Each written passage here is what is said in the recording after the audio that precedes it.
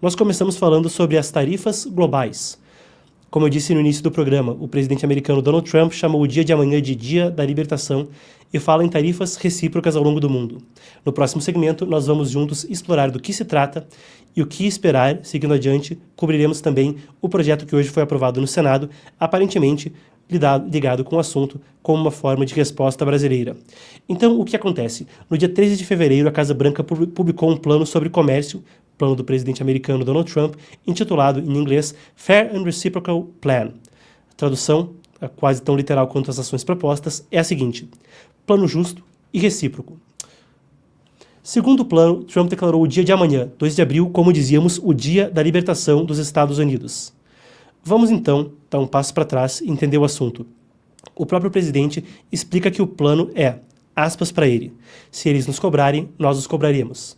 Se eles cobrarem 25, nós cobraremos 25 deles. Se cobrarem 10, nós cobraremos 10. E se eles estiverem muito acima de 25%, nós também estaremos. O Howard Lutnick, que é o secretário do Comércio, até fez uma brincadeira que a segunda palavra favorita do presidente americano agora é reciprocidade. A primeira seria tarifas. Vocês vão lembrar, nós temos mesmo aqui a ordem executiva, eu creio, podemos mostrar então, se tivermos. Temos aqui então, vocês veem ao meu lado, essa é a ordem executiva lá atrás, o pronunciamento da Casa Branca do dia 13 de fevereiro. Um comentário sobre isso do Howard Lutnick. Vocês vão lembrar que durante a campanha, Trump falou consistentemente sobre como os Estados Unidos deveriam voltar para o modelo que era prevalente no país, para o governo gerar receita, até lá atrás, o início do século XX. Naquela época, a tributação vinha principalmente de tarifas, então, cobrar de outros países pela importação de bens. Agora, depois, isso mudou para a tributação como a gente conhece agora. Tradicionalmente, vem a renda, comércio, etc., outras formas do mercado interno do país. Trump, ao longo da campanha, falou disso repetidamente e ficava falando que a palavra preferida dele era tarifas. Depois ele até brincava. A mídia reclamou com ele que deveria ser Deus, amor, família primeiro. Ele falou, beleza, essas vão primeiro, mas a quarta ou quinta deve ser tarifas. Howard Lutnick, o secretário do Comércio, agora brinca que abaixo disso estaria, então, reciprocidade. Bom, municiados disso, e com aqui o pronunciamento da Casa Branca ao lado, o que nós podemos esperar disso seguindo adiante? Vamos à apuração do nosso jornalismo. A Casa Branca deu dicas do que esperar.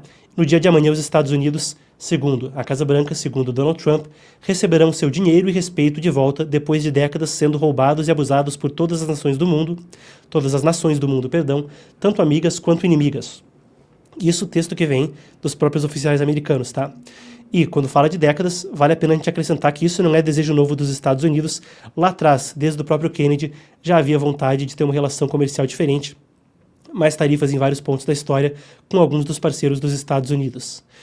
Voltando ao pronunciamento, usando vários exemplos de países, isso inclui o Brasil, a gente já vai chegar lá, que implementam altas tarifas sobre produtos americanos, o governo Trump, então, citou o seguinte: o Brasil impõe tarifas de 18% sobre as exportações de etanol dos Estados Unidos, em comparação à taxa tarifária, a tarifa dos Estados Unidos do etanol é de 2,5%. Isso é uma coisa que está diretamente no próprio pronunciamento. Quando isso aconteceu em fevereiro, talvez vocês se lembrem, também repercutiu que o nome do Brasil estava no anúncio. Seguindo, aspas para a explicação. Como resultado, em 2024, os Estados Unidos importaram mais de 200 milhões de dólares em etanol do Brasil, enquanto os Estados Unidos exportaram apenas 52 milhões em etanol para o Brasil. Isso tudo do informativo que está aqui do meu lado. O governo deu outros exemplos aí também. Isso inclui a União Europeia, com 10% sobre automóveis, Estados Unidos só 2,5%, ou Índia, a tarifa de 100% sobre motocicletas americanas, enquanto os Estados Unidos cobrariam apenas 2,4% sobre as motocicletas indianas, e Trump chegou a falar disso quando recebeu Narendra Modi, o premier da Índia, na Casa Branca. A perspectiva do governo americano é a seguinte: a falta de reciprocidade seria uma das fontes de um grande e persistente déficit comercial. O que significa? Eles gastam mais comprando no comércio exterior do que eles arrecadam vendendo para fora. Grande déficit comercial anual de mercadorias dos Estados Unidos é como colocam a questão. Eles recebem muitos produtos com taxas mais baratas e são cobrados por altas taxas quando vendem. Isso prejudicaria a competitividade dos Estados Unidos. O argumento da competitividade também é outro capítulo, afinal de contas, há um debate intenso quanto ao quanto tarifas como essas são realmente eficientes e o quanto podem prejudicar os Estados Unidos em termos do mercado interno. Mas o que é verdade e o que é fato é o seguinte: houve um déficit comercial dos Estados Unidos todos os anos, desde 1975, Em 2024, o déficit foi, segundo a apuração aqui do Epoch Times, 1 trilhão. Casa Branca não, aí é o filme, né? Perdão, pessoal. A declaração da Casa Branca frisa que as tarifas recíprocas trarão de volta o que chamam de justiça e reciprocidade ao sistema de comércio internacional. Trump disse que seria uma das coisas mais importantes que ele faria no seu governo. Muito bem, quando a gente estava no nosso giro de notícias, a gente abriu o noticiário de hoje falando sobre uma resposta brasileira. Então agora eu quero cobrir com vocês o que aconteceu no Congresso hoje. Foi para o Senado, ainda tem que ir para a Câmara, ainda tem que ir para a sanção presidencial. Mas no Senado a gente tem o seguinte: a Comissão de Assuntos Econômicos, a CAE ou CAI, aprovou um projeto que prevê medidas de resposta a barreiras comerciais impostas por outros países a produtos brasileiros. De acordo com os senadores, o projeto é o PL 2088-2088, de 23, então já protocolado anteriormente, dará instrumentos para o Brasil se proteger de tarifas unilaterais impostas pelos Estados Unidos. A Tereza Cristina, relatora, ela explicou o seguinte: o objetivo não é punir, mas oferecer uma alternativa ao que seria uma paralisia do mecanismo de solução de controvérsias da Organização Mundial do Comércio. É verdade, essa crítica da paralisia é amplamente feita por outros países também, e a Organização Mundial do Comércio, que seria o fórum para se resolver esse tipo de assunto, é vista assim como, como uma organização que tem dispositivos que já não atendem, já não servem mais para tentar solucionar esse tipo de questão internacionalmente. Houve polêmicas quanto a isso mesmo anteriormente envolvendo a China e casos de dumping, de despejo de produtos muitas vezes subsidiados. Quais são as medidas concretas então do projeto? A gente lista aqui. Isso deve dar as seguintes medidas para, ou melhor dizendo, me confundi aqui, pessoal. Essas são as medidas que, segundo o projeto, poderiam acarretar uma resposta do Poder Executivo.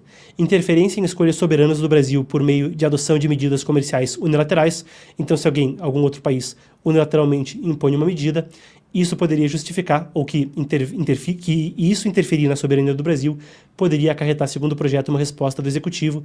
A violação de acordos comerciais é outra, ou ainda, de forma interessante, exigência de requisitos ambientais mais onerosos que os parâmetros de proteção ambiental adotados pelo Brasil em acordos internacionais, aí, Acordo de Paris, na Política Nacional de Mudança Climática e na Política Nacional do Meio Ambiente. O que também é interessante, o Brasil, um grande produtor de alimentos, o quarto maior produtor de alimentos do mundo, enfrenta um uso menor do seu território do que outros países, também produtores agrícolas em grande escala, e consegue ainda assim ter uma eficiência muito grande na sua produção agrícola, claro, algo que é motivo de muito orgulho para a economia nacional. Que contramedidas, então, poderiam ser adotadas segundo o projeto se houvesse essas condições? Imposição de tributo, taxa, tarifa, ou restrições até sobre importações de bens ou serviços do país que estiver impondo as medidas, suspensão de concessões comerciais ou investimento, suspensão de concessões relativas a direitos de propriedade intelectual, também a previsão de consultas diplomáticas. Então isso é o que vem da parte do Congresso brasileiro hoje. Claro, como eu disse, isso ainda deve passar por plenário, Câmara, sanção presidencial, mas, pelo menos simbolicamente, acontece algo no Congresso do Brasil. A gente tem ainda a resposta da Europa, que já está num drama intenso com isso há tempos, e temos aqui do meu lado, vocês veem, a publicação da chefe da Comissão Europeia, Ursula von der Leyen. A Comissão Europeia é o principal órgão executivo da União Europeia. A União Europeia, claro, não é um país, mas eles também têm o seu legislativo, o Parlamento Europeu, e a Comissão Europeia é como se fosse o executivo para a gestão do bloco, que cada vez mais tem atribuições quase como federais sobre países da União Europeia. A gente tem aqui o que diz a publicação dela, isso vem também conforme ela falou mais cedo no Parlamento Europeu. Vamos às falas dela. A publicação diz o seguinte: a Europa não começou um confronto tarifário, tarifas são impostos e são pagos pelo povo, mas a Europa tem tudo para proteger nosso povo e a nossa prosperidade. Nós iremos sempre promover e defender nossos interesses e nossos valores, e nós sempre nos ergueremos para defender a Europa. É o que ela fala na publicação. Ela diz que eles não querem retalhar, mas se necessário, há um plano forte para retalhar e iremos usá-lo. Ela fala isso conforme, reiterando, as tarifas devem entrar em vigor amanhã, depois também tem automotivas que devem entrar no dia seguinte, em 3 de fevereiro. Ela disse que a União Europeia deve diversificar o seu comércio e remover barreiras internas aos negócios transfronteiriços em seu mercado único. Então, barreiras internas para o comércio aí entre os países do bloco, no mercado, o chamado Mercado Único Europeu, atravessando as fronteiras dos países da própria União Europeia. Segundo ela, o Fundo Monetário Internacional estima que as barreiras ao mercado interno da Europa eram equivalentes a 45% para a manufatura e 110% para serviços.